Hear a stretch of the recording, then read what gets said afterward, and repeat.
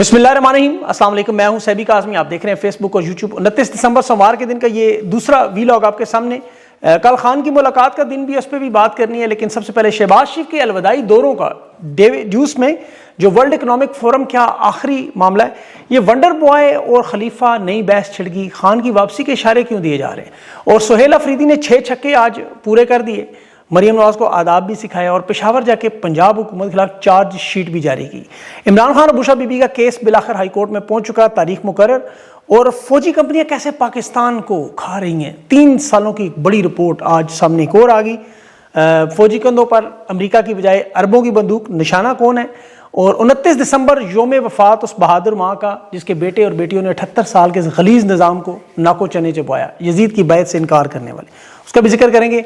और लेकिन सबसे पहले सुहेल अफरीदी ने जो 6 छक्के मारे, ये इमरान खान चूँकि आपको पता है क्रिकेट के लेजेंड हैं। आज क्रिकेट की बड़ी वेबसाइट ने इमरान खान को लेजेंड का खिताब देते हुए दुनिया का अजीम कप्तान उनका रिकॉर्ड भी शेयर किया। तो क्रिकेट की इस्लाहात में अगर थोड़ी सी बात की जाए तो हालात तो बिल्कुल 92 वाले हैं, जहाँ तहरीक इंसाफ इसका लंगड़ी लूली टीम है और कोई भी तगड़ा खिलाड़ी सामने नहीं आ रहा, खुद कुछ करने के काबिल नहीं है और नौजवानों को आने नहीं दिया जा रहा। वो मैं आगे चल के बात भी करूंगा।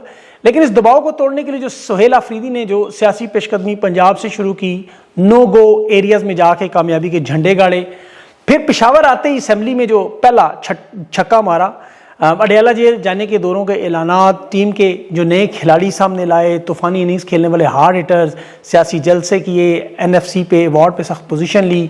और अभी उनके पास देखें मजीद जो हिकमत अमली उनकी तहरीक इंसाफ में नजर आ रही है, एक नई रूह फूंकी जा रही है। इसमें कोई दो राय नहीं कि ये जो जमूद तारी हुआ था ये टूट गया, लेकिन ये एक लंबी इनिंग्स है, टेस्ट मैच है जो, लेकिन प्रेशर और दबाव था वो खत्म हो चुका है।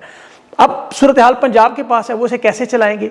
सबसे बड़ा सूबा तहरीक मामलात हैं, 8 फरवरी भी आ रहा है और उसकी भी मैं आपको कुछ मालूमात देता हूं कि पंजाब के रहनुमाओं के हवाले से कि इन लोगों ने इस परफॉर्मेंस में सुहेल अफरीदी के दौरे में क्या किया और क्या नहीं किया, वो पूरी डिटेल से इस पर बात करूंगा। लेकिन सरदस्त बड़ा अहम मामला जो एक तजर्बागाह, एक लेबॉर्ट्री की तरह चलाया जा रहा है कि दुनिया भर के पाकिस्तान में मॉडल्स इक़्तिदार के, कभी मिस्र का मॉडल, कभी म्यांमार का, कभी बांग्लादेश का, कभी शुमाली कोरिया, कभी तुर्की, मकसद एक ही सादा सा इक़्तिदार, उसको लटकाना है, रियासत मईशत आवाम को नहीं, ताकत को कैसे बरकरार रखना है।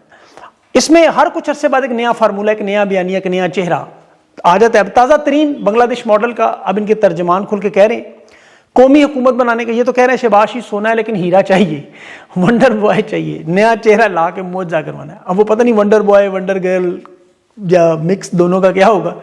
अब कौमी हुकूमत के नाम पे तहरीक इंसाफ के भी खामोश कंप्रोमाइज्ड ऐसे चेहरे, उन्हें भी शामिल करने के लिए फॉरवर्ड ब्लॉक के नाम पे, यानी खेल नया नहीं है, वही पुराना है बार बार खेलने के लिए। लेकिन जो हालात बन चुके हैं वो, चाहे वंडर बॉय हों, वंडर गर्ल हों, ही मेल हों, शी मेल हों, अब इनके काम चल नहीं सकते, बल्कि इनके वालिदैन के हाथों से भी मामला निकल चुका है।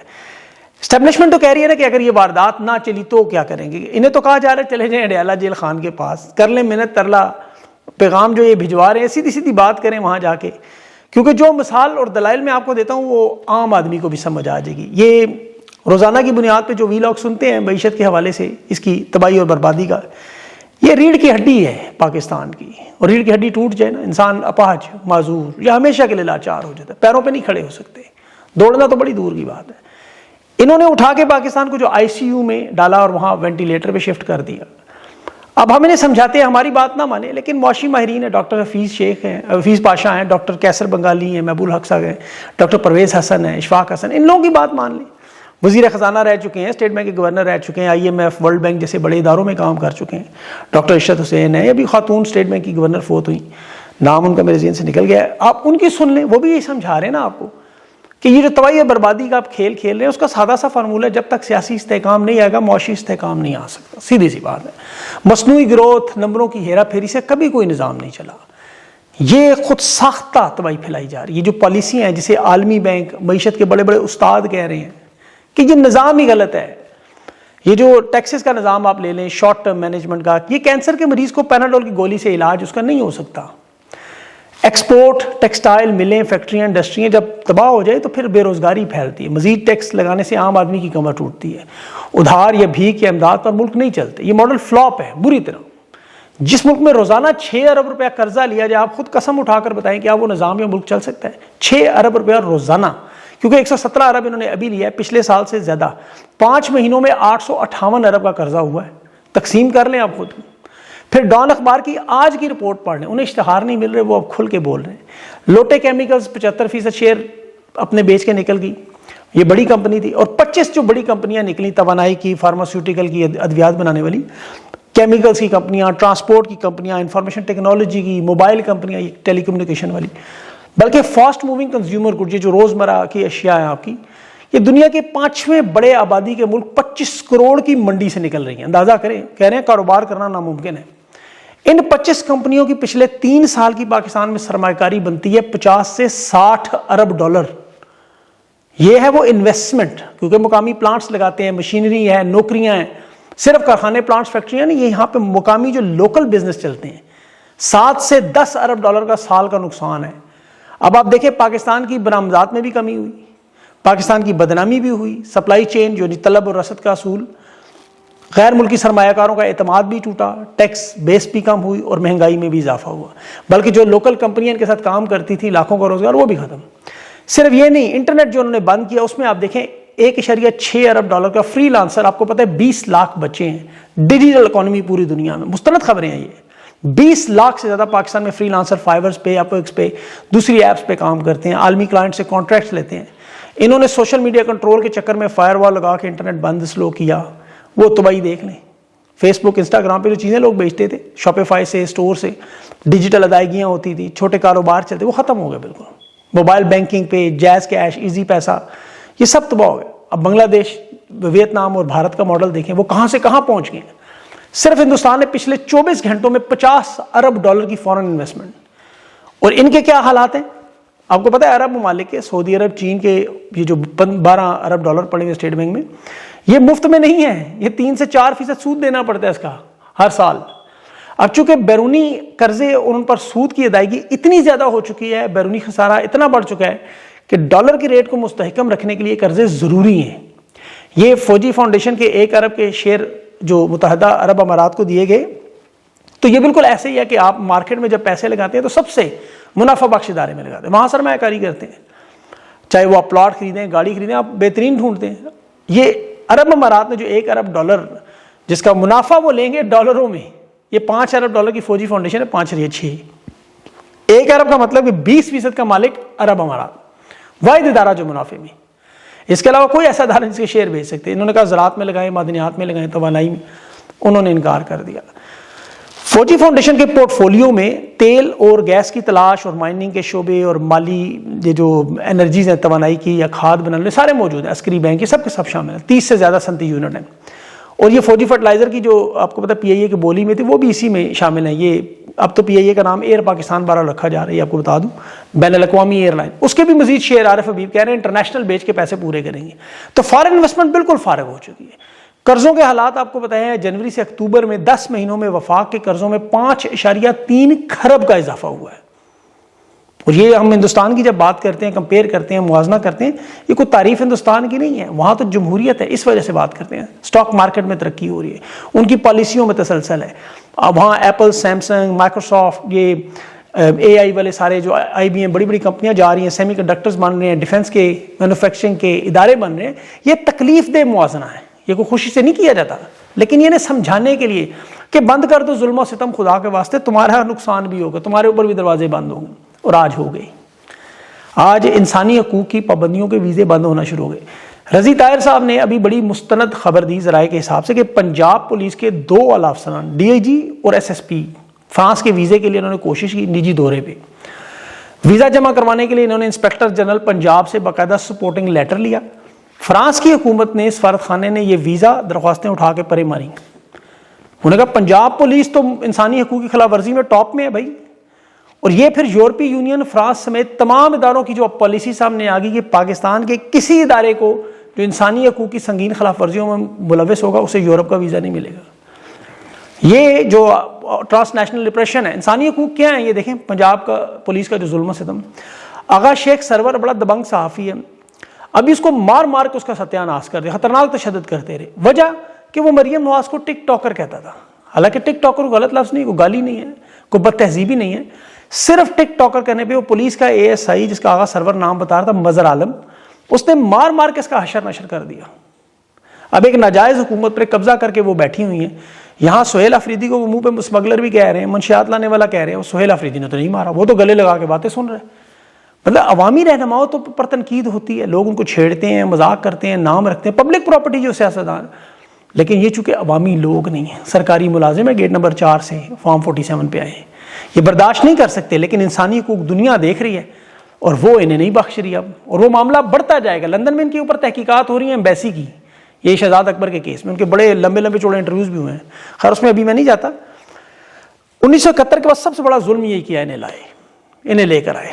بہرحال اب میں پنجاب دورے پہ سہیل آفریدی کی بات کروں, اس کی تعریف تو ہم نے بڑی کی, لیکن جو لوگ 2 نمبری کر کے واردات کر کے ان کا بھی جاننا بڑا ضروری ہے. اور یہ یہاں سے اندازہ کریں کہ تحریک انصاف کا پنجاب میں 297 MPAs اور 144 MNAs ہے. اب MNAs کے نام پہ سلمان اکرم راجہ اور ایک اور نام, شاید ایک اور MNA نظر آ رہا تھا, مجھے نام نہیں یاد آ رہا اس کا. باقی MPAs کے نام پہ, ٹکٹ ہولڈرز کے نام پہ, یہ آپ کو کہیں 4-5 سہیل آفریدی کے ساتھ نظر آئے, کوئی ادھر نظر آئے, یا ایک ادھی کو میٹنگ میں نظر آئے. لاہور کی تنظیم, لاہور کے ٹکٹ ہولڈرز بالکل غائب. وہ میاں محمود رشید صاحب کے داماد ہیں, میاں اکرم عثمان, بڑی قربانیاں, ان کی جیل بھی کاٹ کے ہیں. لیکن سہیل آفریدی جب لبرٹی جا رہے تھے وہ کھانا کھا رہے تھے. سلمان اکرم راجہ زمان پارک لبرٹی نظر آ رہے تھے. ان کے علاوہ آپ لاہور کے دیکھ لیں MNAs, کہیں ویڈیوز میں ہوں تو مجھے بھی ضرور بتائیں. یہ سہیل آفریدی کا دورہ چکری سے شروع ہوا تھا, میں وہاں سے دیکھ رہا تھا. شمالی پنجاب کے صدر تیمور ملک کی ڈیوٹی تھی کہ یہاں سے سہیل آفریدی کو ویلکم کر کے لاہور جائے. تیمور ملک صاحب ایک دن پہلے ہی لاہور چلے گئے, اندازہ کریں, چکری پہنچے ہی نہیں. اب یہ صدر ہیں شمالی پنجاب کے, اور یہ آپ کو کیوں نظر نہیں آئے پنجاب اسمبلی میں؟ یہی ہوا, وہاں اپوزیشن کے ملاقات میں تو MPAs نظر آئے, لیکن لاہور کے دورے میں, لبرٹی میں, فوڈ اسٹریٹ میں, داتا دربار میں, زمان پارک پہ, آپ دیکھیں کہ کتنے MNAs, کتنے MPAs, کتنے ٹکٹ ہولڈرز تھے. خوف کی وجہ سے نکلے ہی نہیں.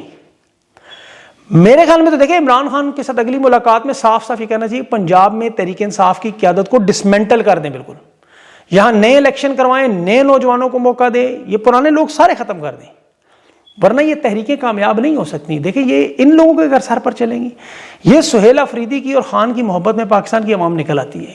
تحریک انصاف کے رہنماؤں کا کوئی کردار نہیں ہے عوام کو نکالنے میں. اب وہ سہیل آفریدی نے کہا بھی ہے بات, تحریک انصاف کی پنجاب کی قیادت اس وقت بلکہ رکاوٹ ہے. یہ ایک دوسرے کی ٹانگیں کھینچتے ہیں, ایک دوسرے کی بات نہیں مانتے, اس پوری کی پوری تحریک کو سبوتاج کر رہے ہیں.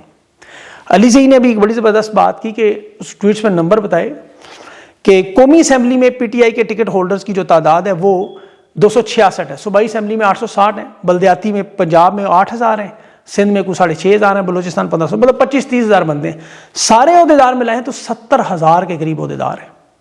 اب آپ بتائیں پنجاب میں آپ کو کتنے نظر آئیں, کتنوں کی ویڈیوز نظر آئیں گی؟ اور حالت یہ ہے جب کسی کو لانے کی, نئے بندے کی بات کرے, پرانے بابے اس کو نہیں آنے دیتے, رکاوٹ ڈالتے ہیں, روک دیتے ہیں, نہ یہ خود عہدہ چھوڑتے ہیں نہ کسی کو آنے دیتے ہیں.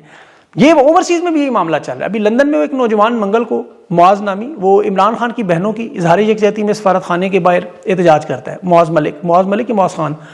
اب اس کے ساتھ تحریک انصاف کے لوگ بھی ہیں, اوورسیز پاکستانی بھی ہیں. اب برطانیہ کی آبادی میں آپ دیکھیں وہاں پاکستانیوں کے 90% تعداد عمران خان کے ساتھ ہے. اب یہ لوگ کیوں نہیں نکلتے کہ رہنماؤں کے ایسے جھگڑے پھیلے ہوئے ہیں, وہاں گروپنگ بنی ہوئی ہے, ایک گروپ اعلان کرتا ہے دوسرا نہیں جاتا, دوسرا اعلان کرتا ہے تیسرا نہیں. میں خود اپنی آنکھوں سے دیکھ کے, ایک گروپ کے ساتھ بیٹھو دوسرے بلاتے ہیں, دوسرے کے ساتھ تیسرا, مطلب ہر ایک نے ڈیٹ اینڈ ان کی مسجد عہدے نشستیں بنائی ہوئی ہیں. میں یہ ویلاگ اسی لیے کر رہا ہوں تک اللہ کرے پیغام پہنچے کہ خدا کا واسطہ ہے پاکستان کی پہلے حالت پہ رحم کریں, پھر عمران خان کی حالت پہ نظر آئیں, پھر پارٹی کی حالت کو دیکھیں. جب یہ جنگ ختم ہو جائے تو تحریک ختم ہو جائے تو لڑیں ایک دوسرے کے ساتھ جتنا مرضی. آپ جانیں آپ کی جماعت, ہمیں تو جو نظر آ رہا ہے وہ آپ کے سامنے رکھ رہے ہیں. ابھی تک میں نے کسی کا نام نہیں لیا. ایک وہ تیمور ملک صاحب کا شمالی پنجاب کو مجھے یاد ہے, لیکن اگلے ویلاگس میں نام آنے چاہیے ان کے تاکہ یہ معاملات ختم ہوں. ان کے پاس اتنی بڑی طاقت ہے, اسٹریٹ پاور, مجھے اسے نہ استعمال کر رہے ہیں نہ استعمال ہونے دے رہے ہیں. یہ بخدا نون لیگ یا پیپلز پارٹی یا کسی اور جماعت کے پاس ہوتی تو انہوں نے تھرتھری مچا دینی تھی. یہاں پنجاب حکومت سے ان کا مقابلہ چھو, اتنے بیوقوف ہے. ابھی صوبائی اسمبلی کے اسپیکر مریم نواز کے حوالے سے مینا آفریدی نے ایک بیان دیا, اور مریم نواز کا نام نہیں لیا, گراج کا جو اس نے بات کی. میں اس اسپیکر کے بعد واقعے کے بعد نام لینے کے بعد جو پتہ چلا کہ مریم نواز کا کہہ رہا ہے. میں 3-4 دفعہ سنتا رہا, مجھے نام نظر, میں نے کہا یہ واقعہ کیا ہوا ہے. اسپیکر صوبائی اسمبلی پنجاب اسمبلی کہہ رہے جی مریم نواز کو کہا ہے, مطلب اڑتا تیر کھینچ کے لے گیا. اب پتہ نہیں اب اس کا تفصیل بھی وہ خود ہی بتا دیں تو پھر اچھا ہے, یا آپ لوگوں کو پتا ہوگی. تو ان کے ساتھ ان کا مقابلہ جتنے ڈفر ہیں, اتنے بیوقوف ہیں. تو یہاں تحریک انصاف کے لوگ ابھی بھی جڑ جائیں, اپنا نظریہ خان, اپنی ذاتی رنجشیں, آپس میں ایک دوسرے کے کریڈٹ اور یہ چیزیں تھوڑی دیر کے لیے بھول جائیں. یہ عہدے شہدے کہیں نہیں جاتے.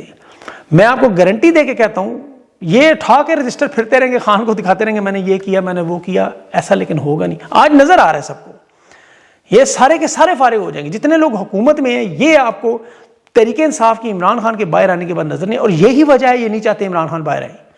یہ جو فرنٹ پہ آپ کو نظر آتے ہیں یا بیچ میں آپ کو پتا ہے بہت سارے لوگ جو کام چلا رہے ہیں, وہ اسی لیے چاہتے ہیں کہ عمران خان کی رہائی نہ ہو, کہ انہیں پتہ ہے یہ سارے فارغ ہیں, چاہے وہ قومی اسمبلی میں, صوبائی اسمبلی میں, سینٹ میں, یا ٹکٹ ہولڈرز ہیں, یہ سارے ان کو پتہ نہیں انہوں نے کیا کیا ہوا اور ابھی بھی کیا کر رہے ہیں. لیکن ان کو سمجھائیں, ان کو بتائیں کہ پارٹی بہت بڑی ہے آپ کی, اور اللہ نے چاہا آپ لوگ اقتدار میں آئیں گے, آپ کی نسلیں بھی آئیں گی, آپ کے بچے بھی آئیں گے, لیکن یہ وقت ہے آپ کا ساتھ دینے کا, اپنی جماعت کا.